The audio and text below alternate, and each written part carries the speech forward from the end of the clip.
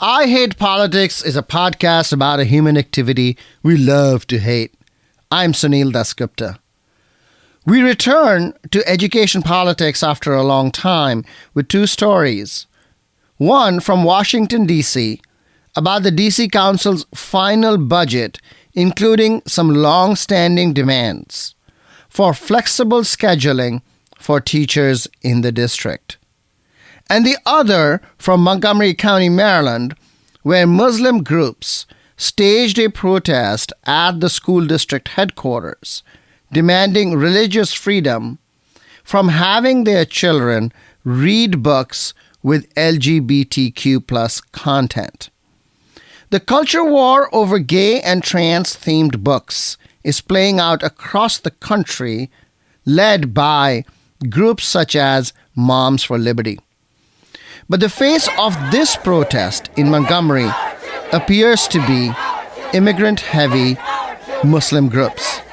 I talked to DC education activist Scott Goldstein, who founded Empower Ed, an advocacy group in Washington, D.C., and with Montgomery County Muslim leader and founder of Family Rights for Religious Freedom, Wael El-Koshairi.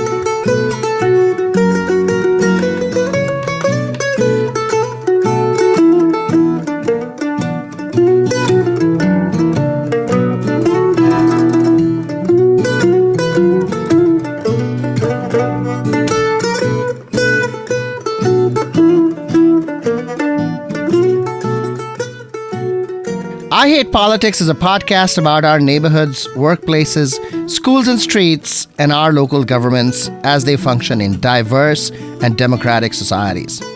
This means our politics are messy, dirty, sometimes corrupt, with often self-serving politicians. But no matter how much we hate politics, we are never exempt from it, even when we refuse to participate. In fact, the purpose of politics is to keep society moving precisely when we don't agree with each other, like now.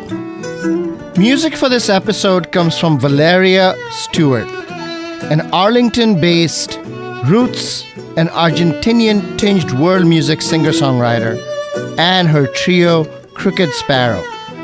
Kevin Dudley on guitar and mandolin, Valeria Stewart on vocals and guitar, and Jenny Smith on the violin. You can find Valeria's music in Spanish and English on her YouTube channel at Valeria Stewart Music.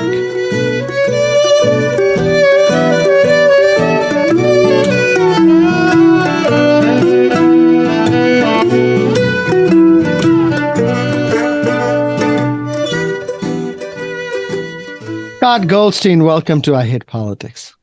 Thanks so much. Thanks for having me. Last week, education politics in D.C. showed some big results. What happened? Yeah, so we had a second and final vote on the DC budget last week, the budget involving everything in Washington, D.C. But in particular, we saw some really big wins on education that we had been fighting for a long time, especially for our educators. So as you know, the workforce at large is changing so much, especially after the pandemic, in terms of how much flexibility people have at work and the nature of work itself.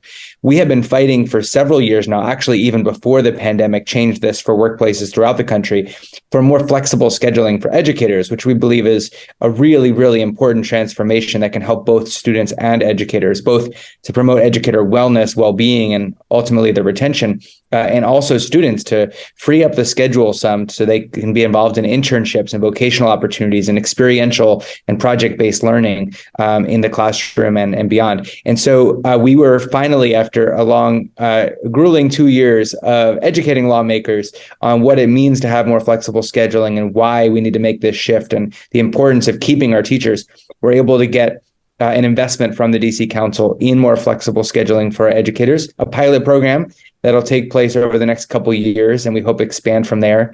And we secured a lot of other wins, including increased pay for our charter school educators alongside requirements that charter schools implement transparent and public pay scales for educators to promote pay equity, along with things like money for grow your own programs, so that there's apprenticeships to become a teacher in DC free of charge. So some big things we've been fighting for a long time came through in this budget. So can I ask for a dollar figure on all of this? Sure. All the dollar figures are, usually not as much as we wanted, but still significant in many ways. So on the Grow Your Own programs, we actually asked for 1.6 million in a new Grow Your Own investment. And that's exactly what we got, 1.6 million. On flexible scheduling, we wanted to go as high as $10 million for a pilot program. This invests $3.9 million. Some of that is new and some of that is reallocating existing funds. And in the charter school pay, well, in total, about nearly $80 million went into higher pay for charter school teachers. But that's because even more money than that went into higher pay for DCPS teachers because their union negotiated a new contract for DCPS educators. And along with that money comes these pay scales and other requirements which we were able to pass through legislation. All right, let's talk about them one by one then. Flexible scheduling, what did you get? So flexible scheduling, the investment is a total of $3.9 million. It is split between some reallocated money for DC public schools to invest in this and start piloting this with additional schools, elementary schools, middle schools, high schools, so they can try new models, whether those be enrichment days, early release days.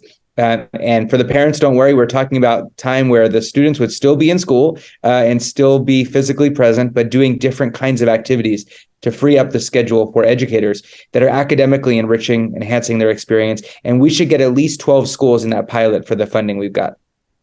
Why is it important for teachers right now to have that flexible scheduling? Yeah, we have the highest teacher turnover rate in the country. We had 30% of our teachers leave from school year 21-22 to 22-23. That's the highest, far above the urban average. So DCPS, right? That is both DCPS and public charter schools, all of the DC public schools. And actually, DCPS had 22% turnover, but it was 38% in the charter sector. And so particular challenge with teacher retention there. And so we think we need these investments on both sides. Why does flexible scheduling lead to more retention?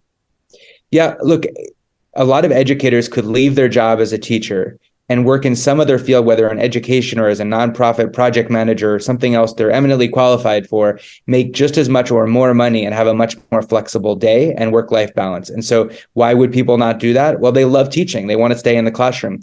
So what we need to do is create an environment where they can do both. They have some flexibility, might not be as flexible as a work from home job, right? Teachers need to be in school and teaching, but provide them enough flexibility that they can continue to do the thing that they love. And that's what we can do with these pilots. Okay, maybe explain what you mean by flexibility then. Absolutely, because I think a lot of people think of it as many, many different things. So I'll give you a few examples. One could be if you're a new parent and you're still in teaching, and we say you're going to stick through this time, we're going to say you have, as a new parent, one fewer class to teach than other folks might for a year or two after your new child. That's a targeted approach. Then there's whole school approaches. Like, for example, every Wednesday is an enrichment day. And on that day, for half of the day, people will have a different schedule. The students will do outdoor learning, project-based learning. They'll do internships in high school. And during that time, teachers will have more time to collaborate, to plan their lessons, to call parents and engage families. So those kind of change schedules. Yeah, so flexibility doesn't mean that they can work from home, but rather that they are in school doing this other preparation and planning and collaborative work. Is that correct way to look at it? Yeah, for the most part, that's right. There are schools like Center City Public Charter School, for example, that has for years, I think 6 years now, allowed their teachers to leave early on Wednesday. And they say explicitly the purpose is do your doctor's appointments, and do the things you need to do. Get those things on your checklist done during this free time, because teachers don't have time during the day to schedule things other people do. And so I think some release time during the workday is important, but a lot of these models would still be 5 days a week. They're in person the whole day, but doing different things. Okay, so when you say 12 school pilot, which schools, what does pilot mean? Is there a standard program that's supposed to follow, or is it just open to what they want to do? One of the things I'm most excited about is we're going to let schools try a lot of different models, and then the legislation calls for evaluating those models to see which ones are most effective, both for students and parents and families, and also for educator retention. And so we're going to look at that over the next couple of years. People will try a lot of different pilot models. We'll study and evaluate them from the superintendent's office, and we'll see where we should place further investments. But what are the guardrails for those pilots? Like what are the kind of things? When schools apply, they're going to have to prove either to DC Public Schools or the Office of the State Superintendent that they're still meeting academic standards, that this is something that students and parents and families are on board with, as well as the educators, and that they're providing additional enrichment, both for students and for educators. And so those are kind of the parameters. And within them, they're going to have a lot of flexibility about what kind of model they're going to choose to implement. So they could be doing, outdoor education. They could be doing some new music or art program. Is that what you mean?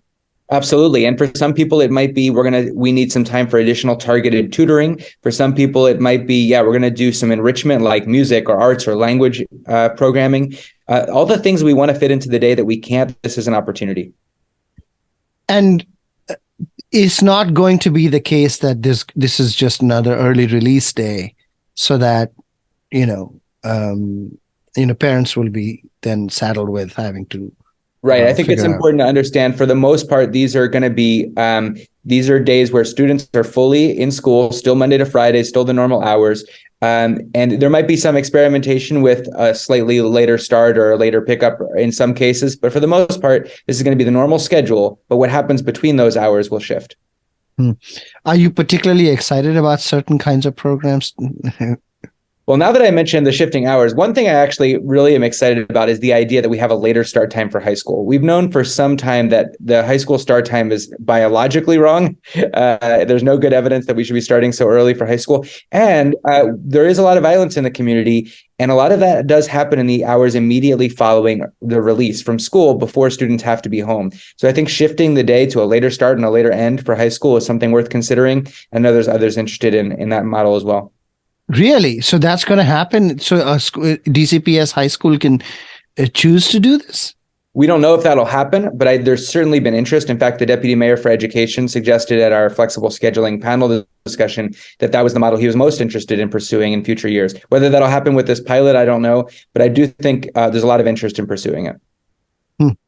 You also mentioned some retention programs that were passed. Yeah. So one of the things I'm excited about is this investment both in charter educator pay, including not just educators, but for social workers and school psychologists, which our schools are desperate to keep. And along with it, the requirement that charter schools that do not currently have a pay scale will have to implement one by next spring.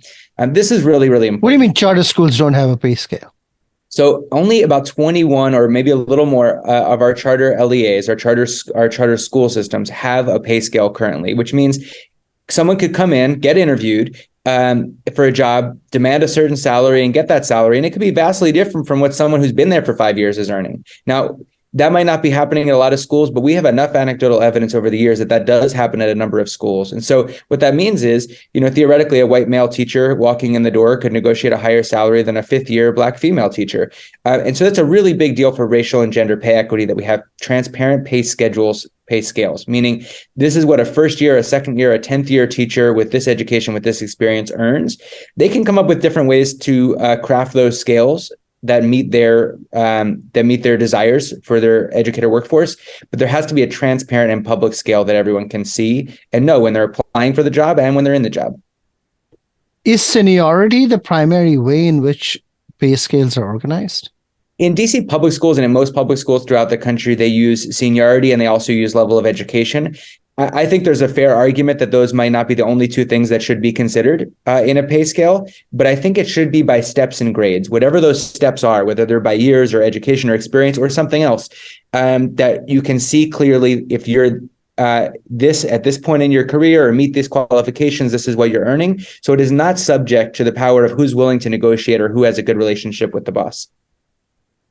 So really, this is, about that charter schools did not announce their, but did not publicly show their pay scales, and now they have to. That's Right. I want to basically- say that there's a number of schools that do, right? Charter schools, but there are a majority of whom perhaps that do not currently have transparent pay scales. And this is going to implement that requirement along with the additional money they're getting. One of the advantages of being charter was not to be tied down Yes. by all these regulations that now you're putting on the charter schools, and so is the logic for charters diminishing as a consequence of all of this? No, I don't think so. I think it's actually strengthening them significantly. What I would say is that the logic for charter school autonomy is that they can have autonomy to try different models instructionally and make things work for students in ways that perhaps the traditional public schools were not. I'm not in favor of tying down their autonomy in terms of innovative models, but I do think there's a basic standard in terms of the dignity of employees that should be basic for any public institution. And so I would say charters get autonomy to innovate in terms of their instructional and curricular approach, not to have racial and gender pay inequity. Now, charter teachers are not unionized, right? For the vast majority, that's true. There's one charter school in DC that has a union, and that's the only one. Which one is it? Mundo Verde. Okay. And that just happened in the last few years. Okay. And you said pay is going up alongside? Right. So this is kind of the deal here is that the DCPS teacher through their Washington Teachers Union negotiated a significant salary increase over the next few years. Now they've been short back pay for 3 years now without a contract. So they're getting a significant increase in pay, which will bring them closer to a livable and dignified wage. On the other hand, charter teachers were not getting that because they're not unionized and we're not part of that negotiation. And so, of course, charter schools could unionize and negotiate their own salaries. But the charter schools essentially said, hey, we are struggling with teacher retention. You're giving DCPS teachers more pay. How about the charter educators? And the city said, we're not going to give the same amount because they got this through their union, but we will give you some amount of the back pay, some amount of the future raise. But in exchange, here are some conditions, including promise us that it's actually going to go to teachers. And now the condition that you have transparent pay scales. Okay, one thing I don't understand is in the charter funding model then, is that I thought charters were given a certain amount of money per student, and they were free to thereafter use the money as best as they saw it. How they distributed between teachers, how they, distributed between, classroom and non-classroom, whatever, the different ways in which they do it. But now you're saying that there is now money earmarked for charters that is earmarked then to go to teacher salaries. Is that correct? And is this because they're asking for money that they did not win through their own negotiation? And so the exchange the city said was, we'll give you some of that money, but in exchange, you have to make sure it's going to go to teacher salaries, because that's the reason DCPS teachers got it, because of their teachers union negotiation. And so this money is earmarked just for teacher salaries. So is that the first time DC government has done that vis-a-vis charter schools, or this has happened before? This actually happened very similarly the last time the Washington Teachers Union negotiated a raise for their teachers, that the charters asked for additional money and they received some. And so this has happened alongside, but it hasn't happened every time, but it did happen once before. Okay, so when the Washington Teachers Union gets a raise through their union negotiation, they want to sort of, level the playing field. They give more money. But in the past, there wasn't an expectation that that this money would definitely go to teachers. It would be part of the per pupil spend, right? And now it's different. I think that's right. I think that, and the charter schools wanted it to be part of the per pupil funding again. And I think what they did was say, instead of this being a grant, as was first proposed, that could take some time, these are direct payments. So it's not through the formula, but it's close, meaning they are going to get a direct payment, and all they have to do is turn over their current salary data. And the next year, they'll have to turn over the scales. Now, the schools that already have them, that'll be easy. They turn them in, and then they get the direct payment. For some schools, they'll have to create those scales now, but they'll have a year to do so. What about money for Grow Your Own program, which you were also talked about?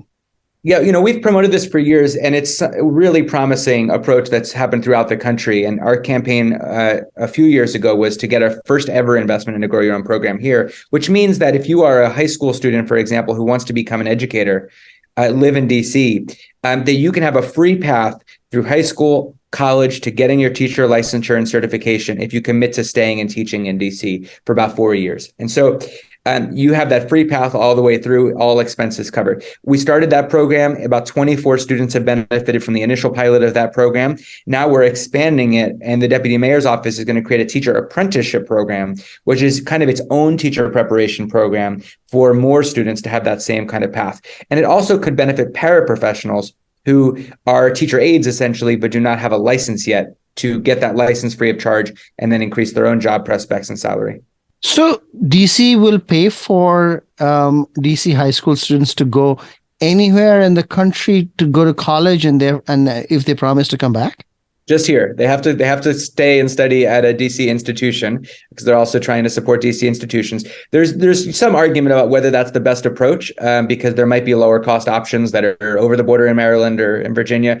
But currently, as the law is written, they have to go to DC institutions. And this new approach would be DC's own training program through an apprenticeship that we're going to establish in the coming years.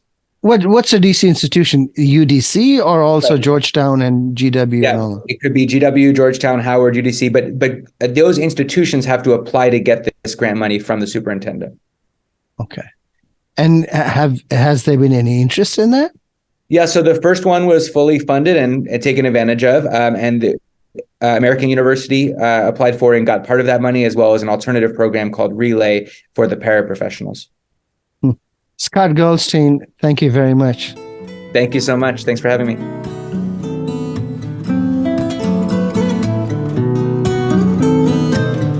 Te fuiste un día oscuro,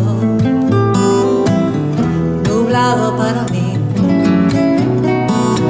Ya no estabas en mis brazos, no te pude perseguir. Son misterios del amor.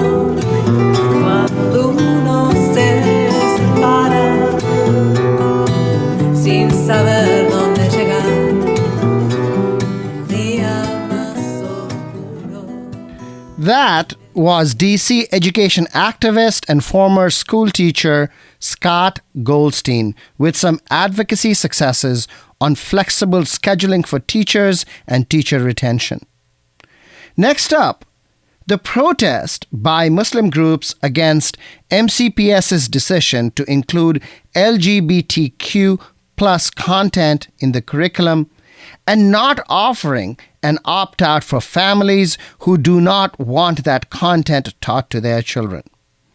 I'll talk with Wael El-Koshairi of the Family Rights for Religious Freedom group. But there is considerable background here, especially if you have not been following the issue.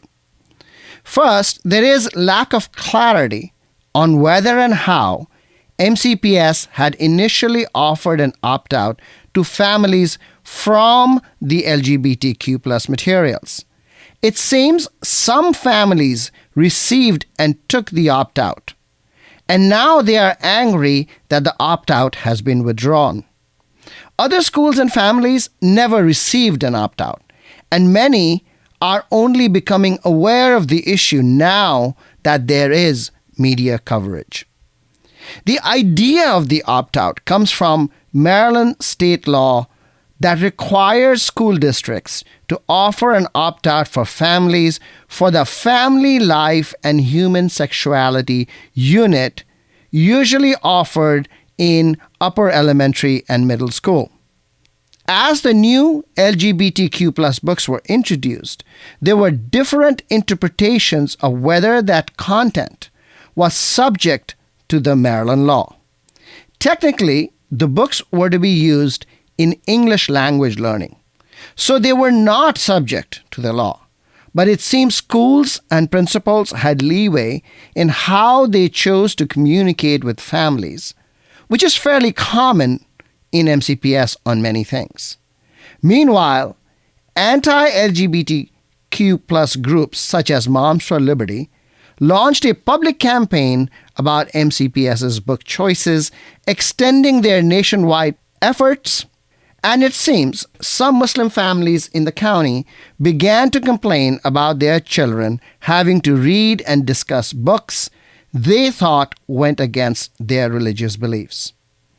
On or about May 1st, the Montgomery County Board of Education finally decided that there would be no opt-out for LGBTQ plus books, and MCPS once again gave principals leeway to end the opt-out immediately or wait until the new school year to do it. And this started the public protest phase. One Muslim family and two Catholic families from Montgomery County, helped by the religious liberty law firm Beckett, have already filed a lawsuit against MCPS over this. Moms for Liberty, which has been pushing an anti-LGBTQ plus book protest across the country, appears to be connected to the effort, though Muslim leaders who have formed the Parent Action Committee claim that Moms for Liberty is not involved. At the protest outside MCPS Central Office on June 6th, a handful of Moms for Liberty members appeared to be observing and coordinating some of the action. Howard County-based Coalition of Virtue, which was one of the organizers of the June 6th event, is reported to have met Moms for Liberty. The June 6th protest comprised primarily of Muslim groups, though there were a sprinkling of non-Muslim supporters, including the Moms for Liberty crowd. Inside, at the school board meeting, retired Maryland State Trooper and interfaith chaplain Chris Heiser spoke sternly to the board about religious liberty. Inside the boardroom, there was a rough balance between opt-out and pro-book speakers, though the balance was slightly in favor of the opt-outers. Outside, in the parking lot, supporters and families of LGBTQ plus students, mostly dressed in pride regalia and blasting pop music, numbered around 50 to the 350 gathered to demand the opt-out. Two of the 6 anti-LGBTQ plus protesters I talked to personally were from outside of Montgomery County. How that extrapolates to the entire crowd, I can only speculate. The day after the protest, I spoke with Wael El-Koshairi, one of the protest organizers and the founder of the Family Rights for Religious Freedom group. Wael El-Koshairi, welcome to I Hate Politics. Thank you for having me, Sunil.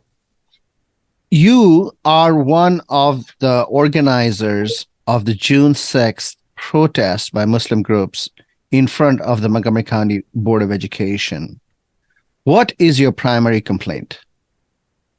Well, let me preface by saying the organization of the rally was not by Muslim groups per se.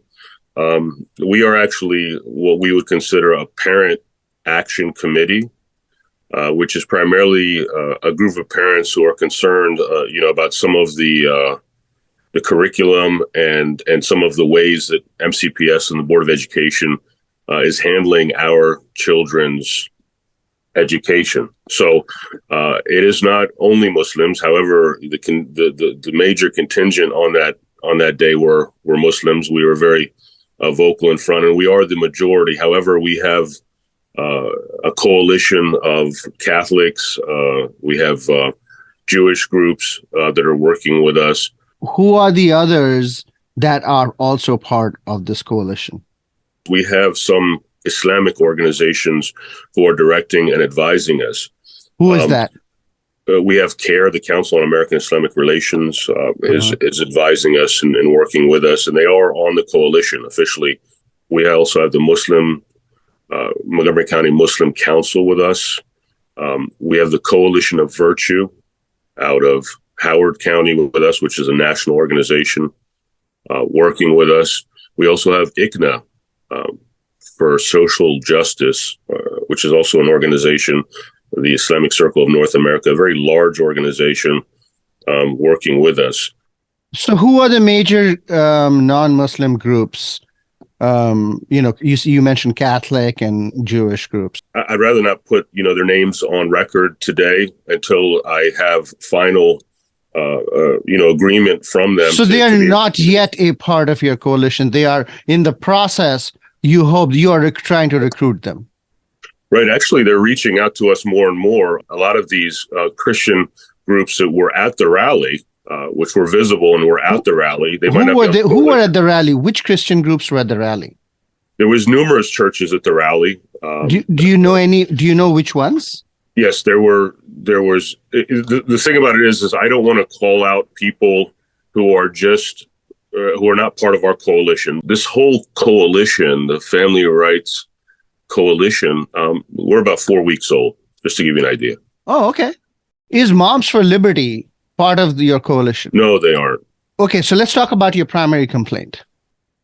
Last year, in 2022, Montgomery County Public Schools, they introduced 13 books that had to do with sexuality and gender identity. And we had no problems with the books initially because regardless of what was said in the books, we could opt out of the books. That was set forth by MCPS. And what would happen is we would get a small pink piece of paper that came home and said, we're reading the books on this and this day. And if you wanted to opt out, we would sign off. Now, I unfortunately, we signed them and sent them back to MCPS. I don't have these forms with us. And the school would opt us out of the readings. And you were made this promise by your school. Not only were we made this promise, it actually happened. We signed probably in November, December. I would get a call. The call that I got was probably in mid-March, said we're going to start the classes and we just wanted to make sure that you still wanted to opt out. And I said, yes. This was a phone call. When did it happen that you found that you are not going to have an opt-out? Roughly around May 1st. There was an email from the principal, and she said that the opt-out for this curriculum would be granted until the end of the year, but the Board of Education has decided that starting next year, that nobody would be allowed to opt out. It seems that there are some schools that offered the opt-out and then pulled it back immediately. Some wanted to wait for the end of the year, and some didn't offer it at all. So there was this variability. Right. It seems like there's a lot of miscommunication, but let me read you Section 13A0418, Comprehensive Health Education Instructional Programs for grades pre-kindergarten to 12. Part 1, the local school systems shall establish policies, guidelines, and or procedures for student opt-outs regarding instruction related to family life and human sexuality objectives. Your argument is that these books and the depiction of gay and trans themes in these books are part of human sexuality education, and so therefore must be treated within the ambit of the law that you just read. We, as Muslims, we believe that we are the ones who should be teaching our children about sexuality. The teachings, I believe, are from theology, but the right itself is a modern right. It's a right. It's a religious freedom right that is modern and part of the American civic life. This current law in the state of Maryland is what protects us, right? It's the same reason, parents can opt out of certain vaccinations based on religious, beliefs. Well, that's also very contested. These are not books that are about, different societal factions within society. No, these are, they're labeled a certain way.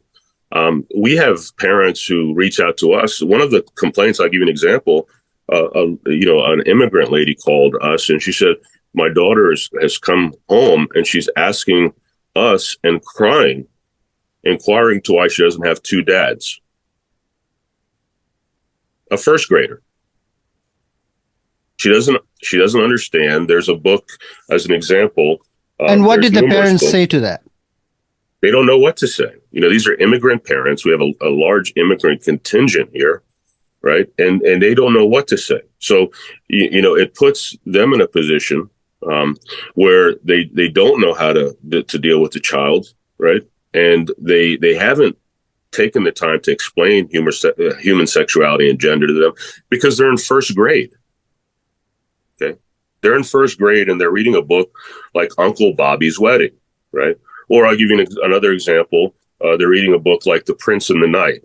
Okay, so there's a prince, right, in this children's book, and if you read it, it's all there. You can open it up and take a look at it. As a matter of fact, it's on YouTube if you want to listen to. The illustrations are beautiful. So the prince, right, he teams up with the knight, okay, and then the prince and the knight, they go and kill a dragon together, and they slay a dragon together, and after their success in slaying the dragon, they get married. So, okay. So you pointed out a harm that is caused by a young child asking her parents about why she doesn't have two daddies. But that can be explained, right? It's not unexplainable. There may be children in her classroom that have two daddies. What harm do you think is coming from that? Well, we're not saying it's not an issue of harm. What we're saying is this, do we teach calculus in second grade? Do we teach 18th century literature in third grade, right?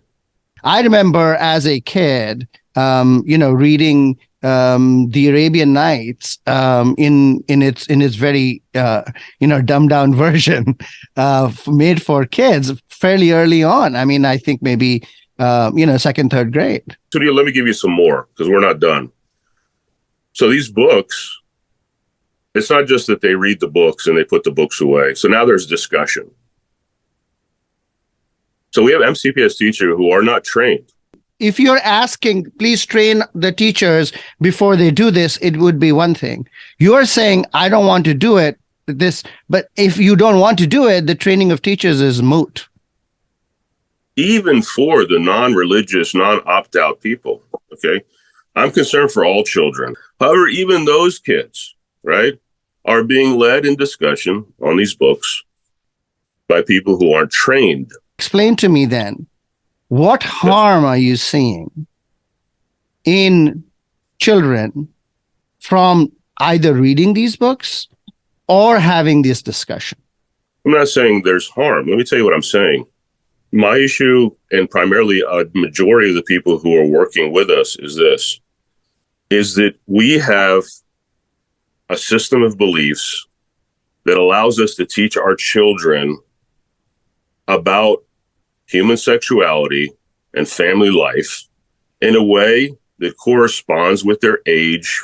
Is your complaint about absolutely removing these books from, the curriculum, or about making sure that they are age appropriate? Which is a closer description of your position? It's about family rights and parent rights. It has nothing to do with the book. You also have an articulated harm. Let me just try to capture the argument. Your argument is that these books are, in effect, an extension of the curriculum on family life and human sexuality and should be treated within the ambit of that law rather than separately.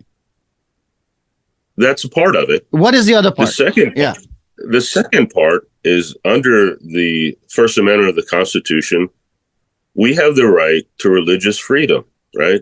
And one of those in the Islamic faith is to teach our kids about human sexuality, right? Ourselves. My understanding of the Quran is that it doesn't have that particular right. That right that you talked about is actually, if anything, a constitutional right. No, this is a natural right. Okay. So it's a natural right. The Supreme Court has said that there is no unfettered free speech within schools. We are not asking, to change the policies of the school. We're not asking to remove the books that have been introduced in the school. What we're saying is this, is we have certain religious beliefs, right, that we feel this equates to family life and sexual education. And just the same, we were allowed to opt out of those classes, and we were allowed to opt out of these books until very recently. We would just like that restored. Are your religious beliefs consistent with evolution, which is taught in schools? This is something that's used, by everybody that I speak to brings up this individual point. We don't feel that it intersects with this law that I just read to you, which just says opt out regarding instructional related to family life and human sexuality. That's we determined that. Yeah. We determined that the crux of that the central difference with regard to that law is that you believe these books are an extension of human life and family life and human sexuality. And perhaps the Board of Education does not believe that to be true, that they believe it's a separate unit. Okay. So whether or not it is an extension or not, I described it as the crux. And you said, no, that's not the only thing. There are other things. And so I'm trying to get the other parts of it. We've established the point of contention with respect to the law. We can't take on evolution. Okay. But are your religious beliefs counter to evolution as well? I mean, that's the first question to answer. Yes, they are. Do you want evolution outside of schools because they are contrary to your beliefs? We would love them.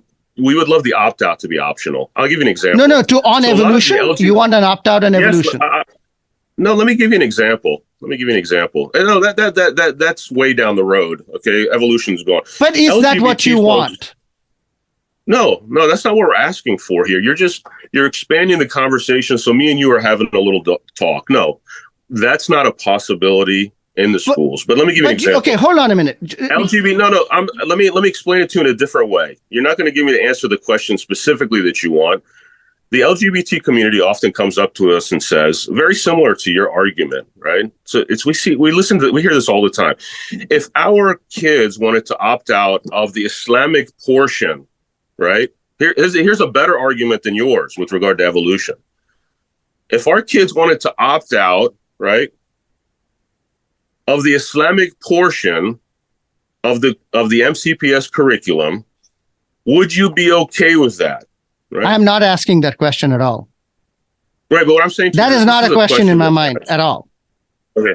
Well, let me answer. Okay. I mean, that's just a made-up question. That's not in my head at all. Okay.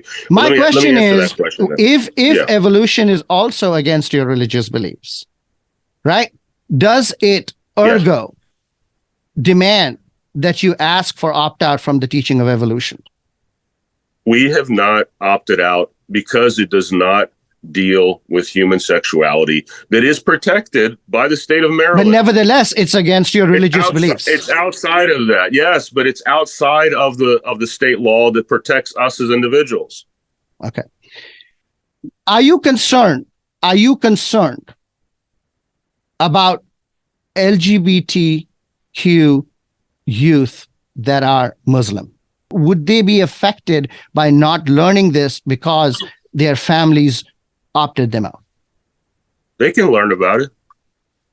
They can learn about it as they please. We're talking about our rights for our kids. These are individual rights. Right? If they are individual rights, the child's rights are somewhat different from the parents' rights. We disagree that a child in second grade can make that decision. What grade can they make that decision in? It just depends on the family. The family knows. Do you believe that all children up to the age of 18, it is inappropriate for them to learn, or do you believe it's just second graders?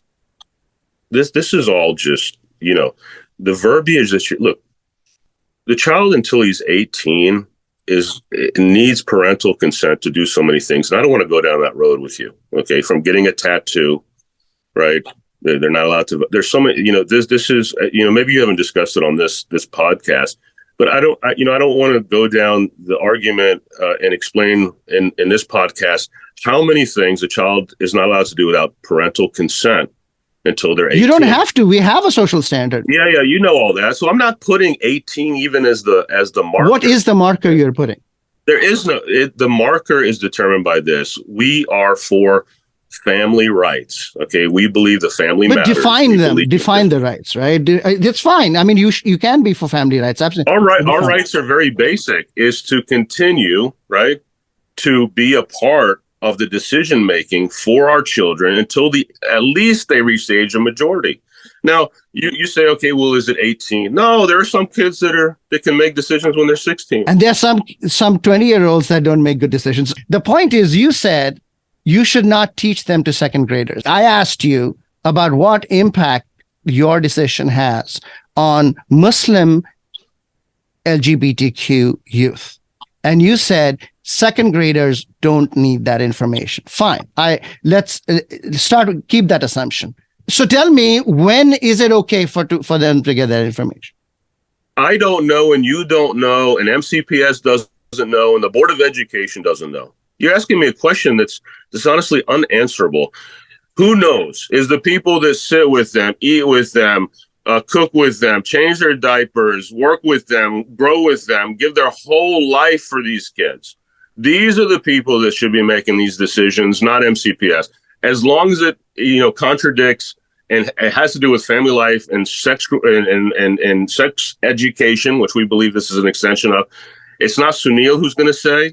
It's not me who's going to say. You want me to come over to your house and start dictating to your kids what you want them to learn and what not to learn, especially if I'm not trained? In your view, irrespective of the variability of families, is there a social standard where gay and trans-themed books can be taught, especially to Muslim LGBTQ youth? I have no standard. That's based on the maturity of the child. We will not hold back any information. But by opting them out, you are, in fact, holding back information. The books only go to 8th grade, just to let you know, just to give you an idea. It's 8th grade, right? Middle school. None of these, it's not a high school issue. The internet is complete with homosexual pornography, books, videos. Pornography and learning about sexuality is not the same thing.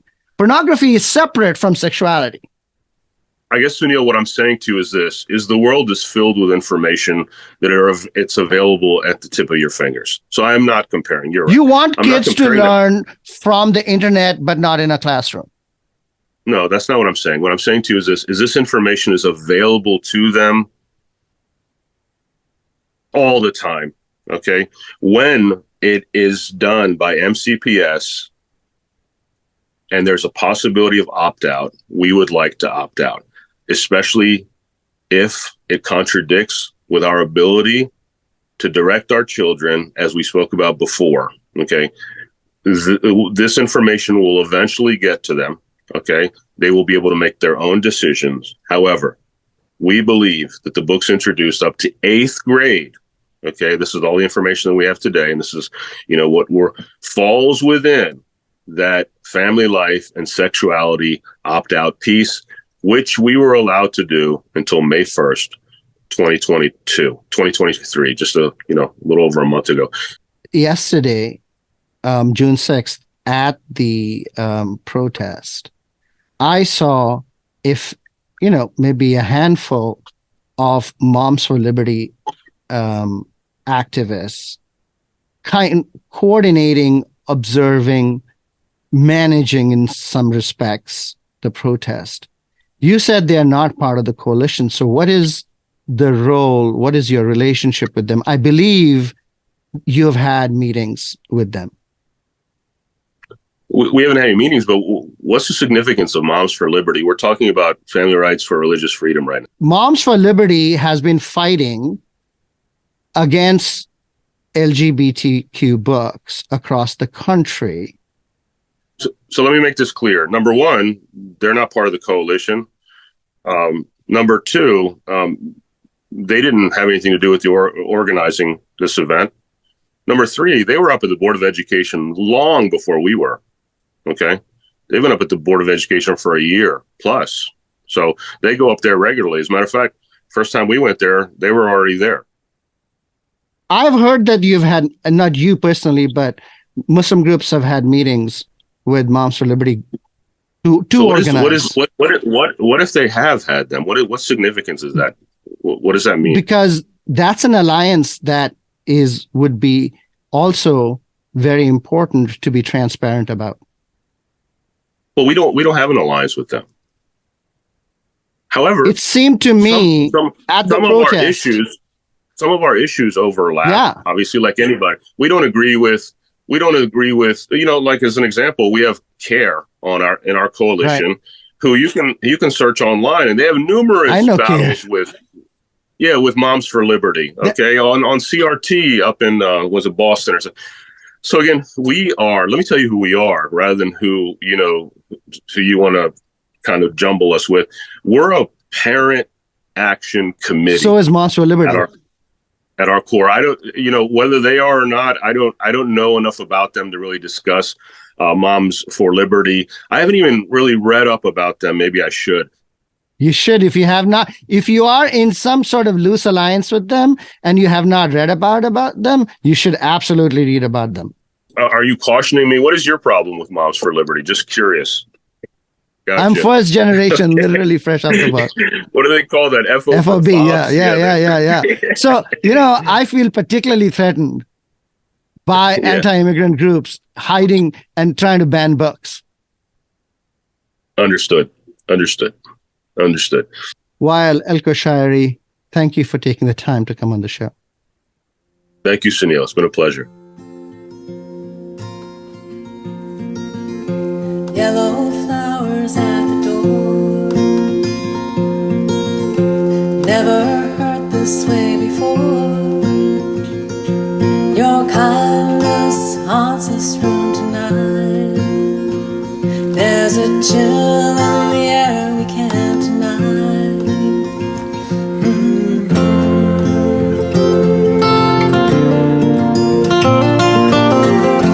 Don't know where to look past. Help me find my way back. I'll come to terms with what I agree. But your yellow flowers beg me not to. You're listening to I Hate Politics. I am Sunil Dasgupta. Normally at this time, I would draw lessons from my conversations with my guests. But both guests for this episode, DC education activist Scott Goldstein and Montgomery County Muslim community leader Wael Elko-Shairi, could not have been more crystal clear. So I'll leave you with this. The Southern Poverty Law Center this week released a report on hate and anti-government extremist groups and named Moms for Liberty as one of these groups. That's all for this episode. You've been listening to I Hate Politics. I'm Sunil Dasgupta. Music for this episode comes from Arlington-based roots and Argentinian-tinged world music singer-songwriter Valeria Stewart and her trio Crooked Sparrow. Kevin Dudley on guitar and mandolin, Valeria Stewart on vocals and guitar, and Jenny Smith on the violin. You can find Valeria's music in Spanish and English on her YouTube channel at Valeria Stewart Music. If you want to share your music on the show or know someone else who might want to, please email us at producer@ihppod.org. I hope you'll subscribe and share the podcast as we bring you stories about politics close to you and to your home. See you next time.